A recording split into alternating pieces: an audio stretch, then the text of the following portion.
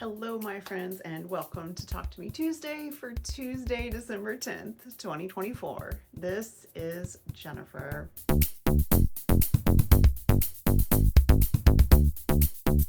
Guys, I've had a couple of things going on last week and I can't wait to share. First up, I want to share the repair for the TARDIS pillow that I showed you guys last week. Hey guys, I'm doing a little pre-recording so I can show you the repair for the Doctor Who pillow. I showed you guys the pillow last week, and this was, as I mentioned before, it was an 11-year-old pillow that I made for my eldest when they went to college, and I had never quilted it and had done very simple stitching, just like to get it done, and they have loved it and used it for all of these years, and it was kind of starting to fall apart. So much like I did a little rescue project on the Doctor Who quilt that I made the same year, I have now rescued the TARDIS. This is what it looks like now. I ended up not being able to salvage as much as I thought I would. The original border, when I started taking this apart, was almost transparent. It was just so thin and so faded that I ended up taking it off. When I started to rip the stitches out, it actually started ripping. So I think that was probably the best call. So the block, the TARDIS is obviously the same. And this is a moded dot. This is the same fabric. This is all original. And that's really the only part of this that's original. The border on this, these are leftovers from my younger kids' undergrad graduation quilt from 2020. I did a bunch of repairs because I found some little holes, which you can kind of see where I've mended them. I found some little holes here, and I had some like seams here that were coming out a little bit.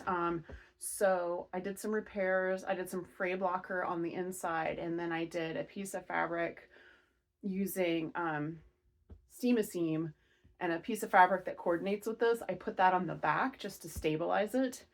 I put an extra piece of white fabric the same size as the block. It's actually a little bigger while I was quilting. Quilted that all together. So this has an extra layer of fabric underneath it. And then the back is brand new fabric. This is a grunge that I got at Austin Creative Reuse. This zipper is also from Austin Creative Reuse. That cool little zipper pull. The zipper looked like it came out of maybe a bag or something. Someone had picked all the stitching out, but then hadn't used it. And so I'm actually really glad I bought the red one, because I bought several blue ones in anticipation of doing this pillow, and they were all too short. The red one was the only one I had that was long enough for this pillow. I ended up taking the pillow form out from the inside. I realized when I did that I made the pillow form, which I don't remember doing at all. Completely unstuffed it. The stuffing was really gross. It was very used. It had been washed up a bunch of times, and so restuffed it and used every little fluff of polyfill that I had. So that is completely restuffed, and I'm so happy with it, guys. I love the quilting. When I quilted it, I quilted through all the layers. So the patch and the white fabric that's underneath is all quilted together. And I'm going to take this apart really quick so I can show you the inside. So when I turn this inside out, you can really see the quilting, which is why I wanted to do that. This is just a muslin on the back. I did a meander of different sizes. I did some little swirls. I actually pulled out a ruler to do this part. And yeah, I really wanted to go to town with the micro stipple, because I wanted to make sure this fabric was not going to fall apart, that it was going to stay together and last as long as possible. You can see that it is a cushion cover. Here's our zipper in the back, and I did the same thing on this as I did on the Rudolph. The top is quilted.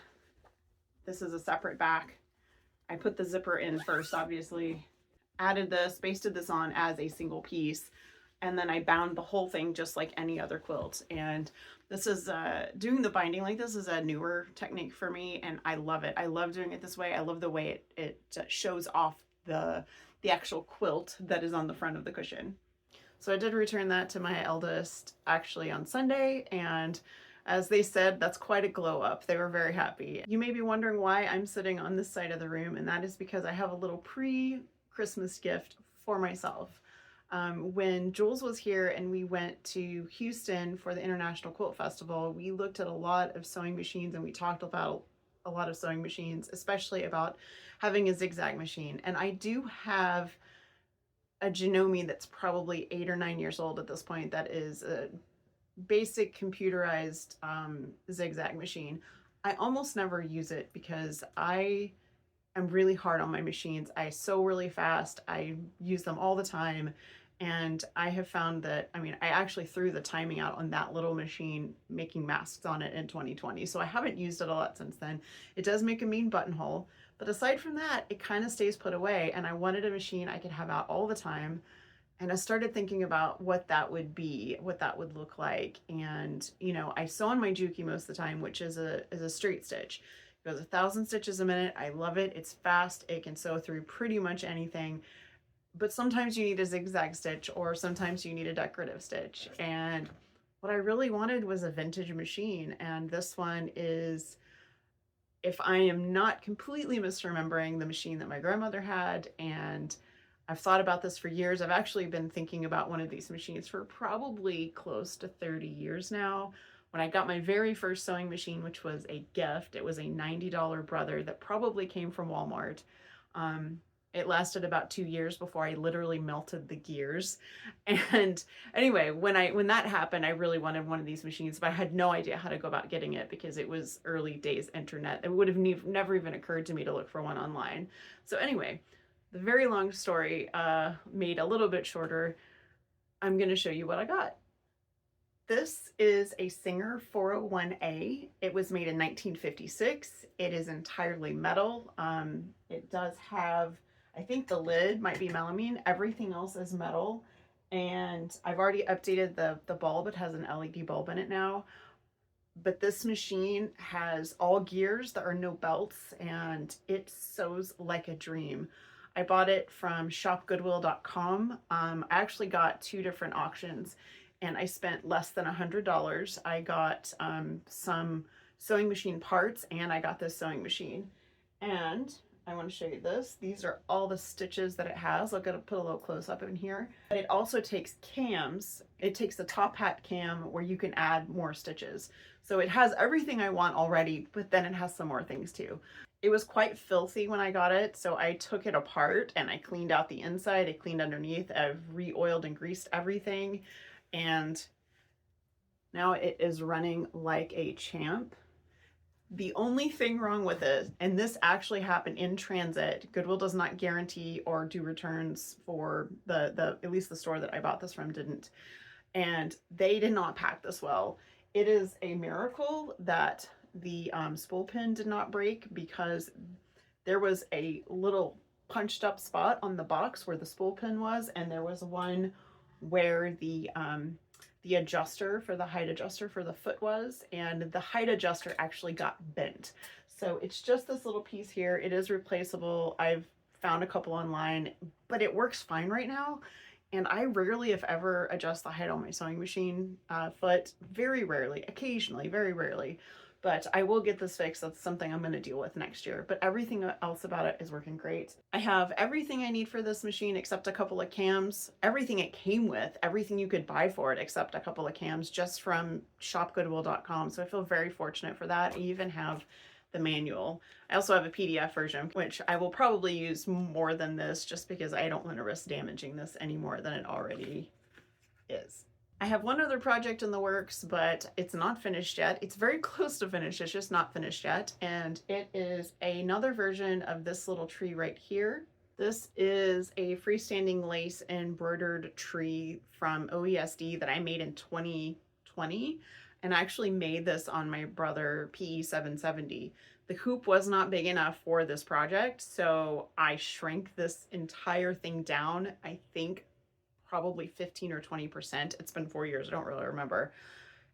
And it was incredibly hard to assemble because all of the little hook and eyes were also smaller, because all the pieces had to be smaller. So I've been making a new one, because this one is, I've actually had it up on the shelf over here in my sewing room, so I have some little decorations for myself. But it generally lives in the living room, and my husband asked for one for his office. So I have been, while I've been working on other stuff, I've been running my embroidery machine and working on a full-size version of this. So I have all the pieces made. I used batiks in the background fabric because this is it's a damask design. So you have a background fabric that's stabilized and then it stitches this design on top.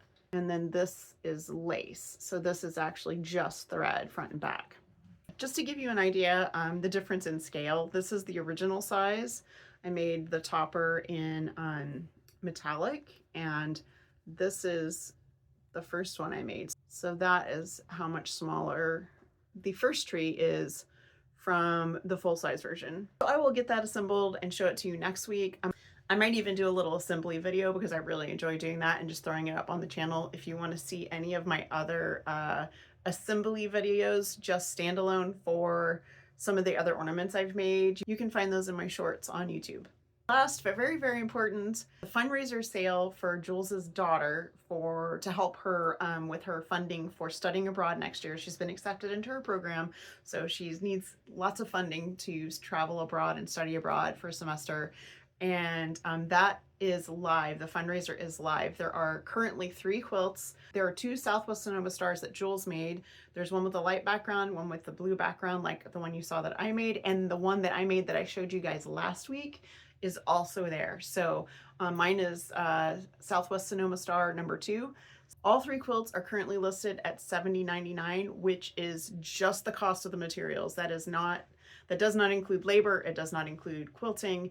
It is just the cost of the materials. So you're getting a finished 40-inch, perfect, ready to gift baby quilt for just the cost of the materials, the fabric and the batting and the pattern. So that's it. So anyway, you guys, I think it is a wonderful, wonderful way to help Miss Phoebe go to Japan. And I think it is also a really great way to get a quality handmade gift that is already ready to go. We should have some other fundraising stuff in the future, but I'll let her tell you guys about that. So make sure you're subscribed to her channel or watching her on talktometuesday.wordpress.com. A big shout out and thank you to my wonderful coffee supporters. I get a few one-off coffees here and there. The idea of coffee is you can just donate $5 and then walk away. You don't ever have to worry about it again. But I have 4 people who donate every single month, and I wanted to give them a shout out by name, and that is Connie, Marnie, Irene, and Leslie. Thank you guys so much. Thank you for supporting Fandom and Stitches, supporting Sew Hooked, supporting Free Patterns, supporting my creative endeavors here on YouTube. It means the world to me. Well guys, that is going to be it for me. I hope you guys have a really wonderful week. I hope you have a crafty week, and I will see you next week. Bye.